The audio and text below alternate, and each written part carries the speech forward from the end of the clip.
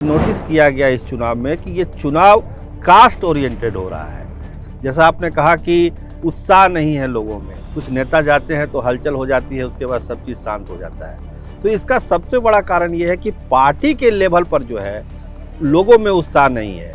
लोग को लगता है कि मोदी जी ने तो 400 पार कह ही दिया, सरकार तो मोदी जी की बन ही रही है, हम बहुत ज़्यादा इधर उधर करें, बहुत अंतर नहीं पड़ता है। अगर ये चुनाव लालू प्रसाद हार जाते हैं तो निश्चित तौर पर जो परिवारवाद वाला मामला है, लालू प्रसाद को भी एक बार सोचना पड़ जाएगा आगे के विधानसभा चुनाव में, फिर अगले लोकसभा चुनाव में, कि अब हमको इससे बाहर निकलना ही पड़ेगा।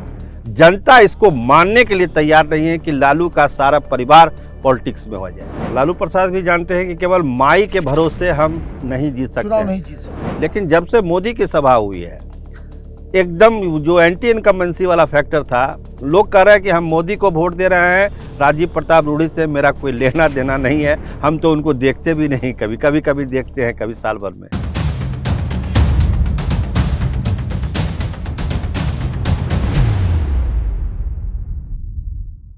नमस्कार, कैपिटल टीवी में आपका स्वागत है।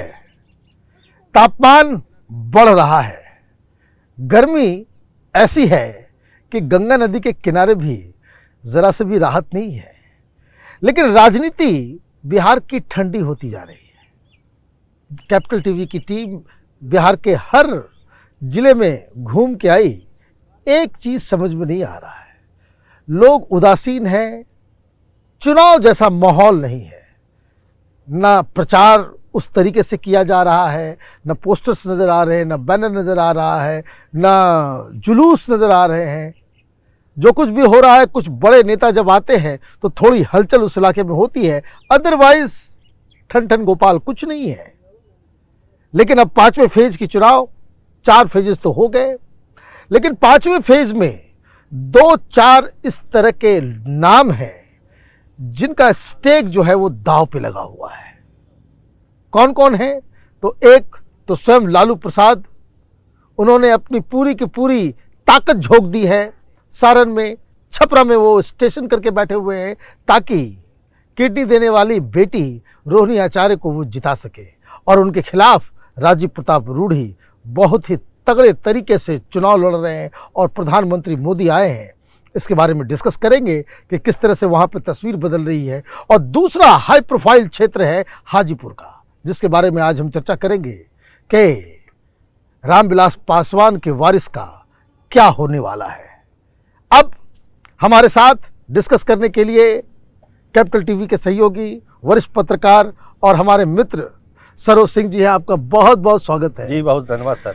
अभी बताइए, पहले एक छोटा सा डिस्कस कर ले रहे हैं कि भाई ये 3 जो हुआ उसमें क्या लग रहा है।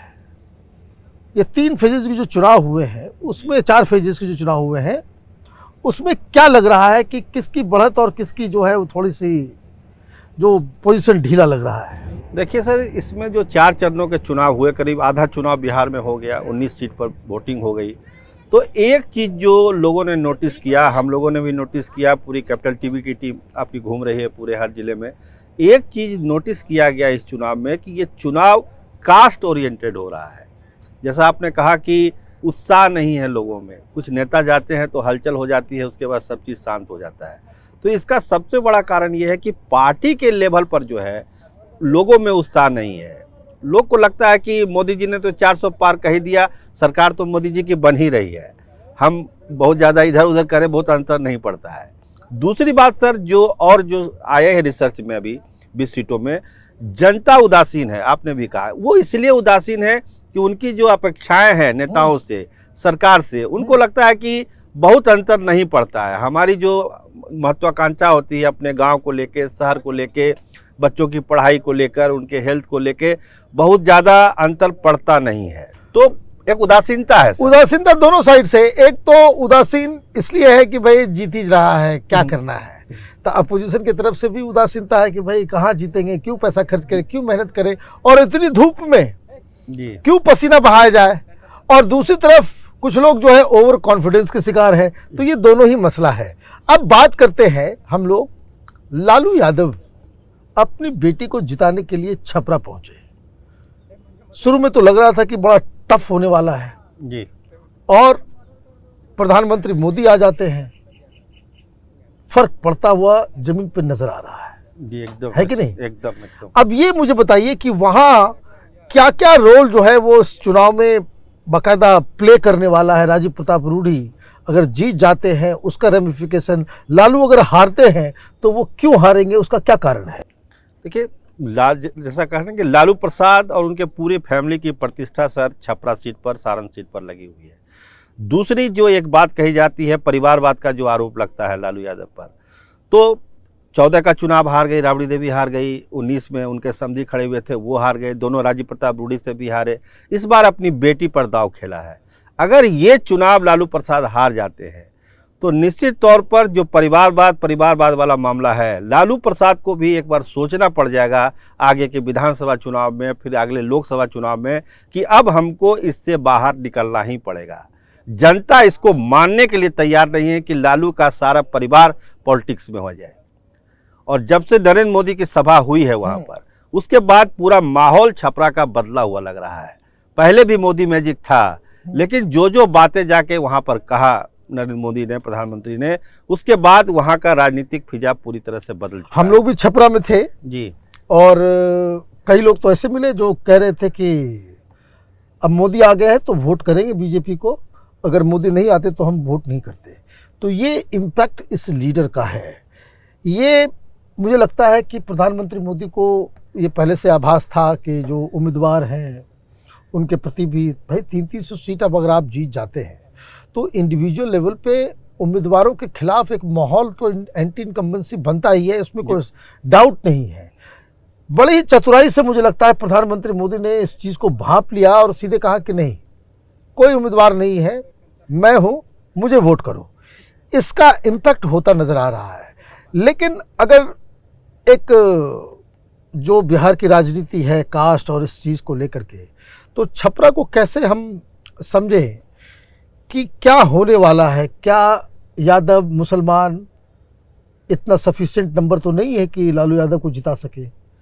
तो क्या और भी जातियों का उनको समर्थन मिल पा रहा है? नहीं, यही गेम था सर। लालू प्रसाद भी जानते हैं कि केवल माई के भरोसे हम नहीं जीत सकते, चुनाव नहीं जीत सकते। तो उनको ये उम्मीद थी कि जो एंटी इनकम्बेंसी राजीव प्रताप रूढ़ी की है और जो लोग नाराज हैं, उनके स्वजातीय भी नाराज हैं, अपर कास्ट वोटर भी उनसे नाराज था, तमाम तरह की नाराजगी थी जो लालू प्रसाद के पास फीडबैक था। उसी नाराजगी को भुनाने के लिए और अपनी बेटी के प्रति जो सहानुभूति है किडनी वाले मामले को लेकर, इन दोनों का कॉकटेल मिलाकर बाकी माई का समीकरण लालू प्रसाद को लगा और अभी भी लग रहा है कि वो जीत जाएंगे। लेकिन जब से मोदी की सभा हुई है, एकदम जो एंटी इनकम्बेंसी वाला फैक्टर था, लोग कह रहे हैं कि हम मोदी को वोट दे रहे हैं, राजीव प्रताप रूढ़ी से मेरा कोई लेना देना नहीं है, हम तो उनको देखते भी नहीं, कभी देखते हैं, कभी साल भर में। एक आकलन करें कि भाई अगर अभी जो बीजेपी और वहाँ पे आरजेडी चुनाव लड़ रही है, कितने वोट से लग रहा है कि भाई ये आगे जो है अभी इस वक्त चल रहे हैं? देखिए, हम लोग भी गए थे सर छपरा के इलाके में।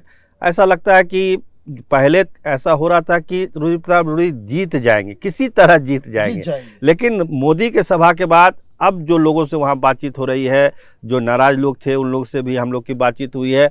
अब जो लोग अनुमान लगा रहे हैं कि उनको कहना है कि 1 सवा लाख वोट से रूढ़ी छपरा का चुनाव जीत रहे हैं, इसमें कोई दाग नहीं है। और एक फैक्टर जो अक्सर वो टेलीविज़न में या एनालिस्ट लोगों के दिमाग से उतरता है कि जो पिछले जो वोटिंग पैटर्न को अगर आप देखें, महिलाएं जम के वोटिंग कर रही हैं।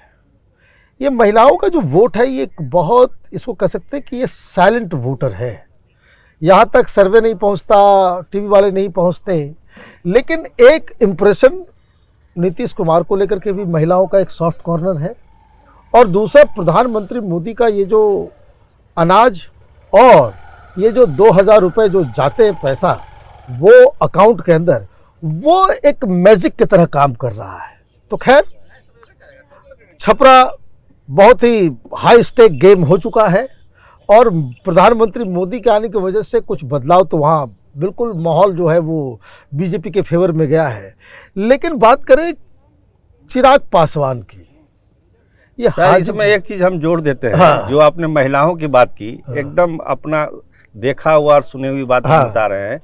कि जब छपरा के इलाके में हम लोग घूम रहे थे, एक गांव के इलाके में गए, कुछ महिलाएं थी वहां पर, तो ऐसे हम लोग पत्रकार लोग पूछते हैं भाई किसको वोट कीजिएगा, क्या करिएगा, तो उनका एकदम इनोसेंटली उसने बताया, उस महिला ने, कि ये जो वोट है लालटेन वाला मोदी जी का ही है ना, हम तो मोदी जी को वोट करेंगे। मतलब मोदी दिल में है, सिंबल का पता नहीं कि उनका क्या है नहीं है, तो लालटेन तो मोदी जी वाला ना है, तो हम मोदी जी को वोट कर देंगे। तो ये तो फिर कैंडिडेट और भारतीय जनता पार्टी के संगठन को जो है हमारे इस वीडियो से जो है एक क्लू ले लेना चाहिए कि कम से कम आप जाकर के लोगों को बताएं कि दिल में मोदी है तो उंगली का बटन जो है वो भी कमल पे जाए। ऐसा नहीं कि मोदी है लालटेन समझ करके मोदी को मार करके चले आए। तो ये परिवेश है, ये हकीकत है और इसमें कोई अचंभा नहीं है। अब ये चिराग पासवान हाजीपुर में फंस गए। चिराग पासवान फंसे हैं और अगर वो इस चक्रव्यूह से अगर नहीं निकल पाए तो जो भरोसा नरेंद्र मोदी ने दिखाया है और जो आगे की राजनीति करनी है चिराग पासवान को विधानसभा की और आगे की, और जो अपने आप को मुख्यमंत्री के तौर पर अपने को पेश करना है, वो सारा चौपट हो जाएगा। क्यों ऐसा लग रहा है कि क्यों फंस गया है हाजीपुर? उसका सबसे बड़ा सर कारण ये है कि अब देखिए, अभी 2 दिन पहले की बात है, 3 दिन के पहले की बात है, अभी उनके चाचा पारस जी ने एक बयान दे दिया कि नॉमिनेशन के लिए भी मुझको नहीं पूछा गया। रामविलास पासवान जब चुनाव लड़ते थे तो पूरा संगठन का काम, चुनाव का प्रबंधन सारे पशुपति कुमार पारस ही करते, पूरा ओवरऑल वो सिर्फ चेहरा होते थे, बाकी सारा काम जो है वो पशुपतिनाथ पारस ही करते थे, इसमें कोई डाउट ही नहीं है। एकदम खुलेआम मीडिया को उन्होंने कहा कि मुझको पूछा ही नहीं गया तो मैं कैसे जाऊंगी, मेरी क्या गलती है। तो ये मैसेज पशुपति कुमार पारस के समर्थकों का, जितना भी उनका समर्थन जो भी है, ऐसा तो नहीं कि बिल्कुल निल है, नहीं, ऐसा नहीं है, ऐसा नहीं है, ऐसा होता भी नहीं है। तो जो भी समर्थक है, एक डिसकंटेंट, और एक राजनीति में जब आप बड़ा काम के लिए निकलते हैं तो दिल भी बड़ा रखना चाहिए। ये पुरानी कहावत है, गांव में लोग कहते हैं कि दिल अगर आप छोटा रखोगे तो जीवन में कभी कोई बड़ा काम नहीं कर पाओगे। तो ये दिल छोटा रखने वाली बात हो गई जी। दूसरा क्या कारण है? दूसरा जो सबसे बड़ा कारण है सर, कि चिराग पासवान ने वैशाली के लिए और के लिए बहुत लोगों को ये कहा था कि हम आपको टिकट देंगे। उसमें इंजीनियर रविंदर सिंह हैं, संजय सिंह हैं, और जिनको जहां खगड़िया से जैसे रेणु कुशवाहा को नहीं मिला टिकट, राइट। तो ये लोग क्या कर रहे हैं? ये लोग जहां जहां रामविलास पासवान, चिराग पासवान के कैंडिडेट हैं, वहां घूम घूम के कह रहे हैं कि हमको बेइज्जत किया गया, कुशवाहा समाज को बेइज्जत किया गया, वादा खिलाफी की गई, टिकट को बेचा गया। इनका 1 सूत्री कार्यक्रम है। जैसे खगड़िया में पूरा कैंप लगा हुआ था, समस्तीपुर में पूरा कैंप लगा हुआ था, अब सारी टीम उठ के हाजीपुर चली गई। तो खासकर कुशवाहा कोयरी कुर्मी वोट जो है उसको ये लोग टारगेट करते हैं कि भाई रेणु कुशवाहा के साथ अन्याय हो गया, अरुण सिंह के साथ अन्याय हो गया, बाकी नेताओं इंजीनियर रविंदर सिंह के साथ अन्याय हो गया। तो ये लोग पूरा ना केवल खुद जा रहे हैं बल्कि अपने रिसोर्सेज से जा रहे हैं और ये संकल्प के साथ जा रहे हैं कि हमको चिराग पासवान को हराना है जी। अब मुझे बताइए, ये तो एक पंडारा बॉक्स खुल रहा है कि अगर कोयरी कुर्मी जो नीतीश कुमार के हार्डकोर वोटर्स हैं, वो अगर चिराग पासवान को वोट नहीं करेंगे तो चिराग पासवान का वोटर तो जेडी वालों को कभी वोट नहीं करेगा। नहीं कर रहा है ना।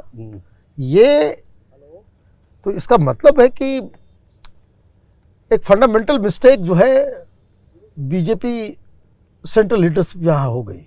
एकदम हुई है सर, एकदम हुई है, वो चूक हुई है।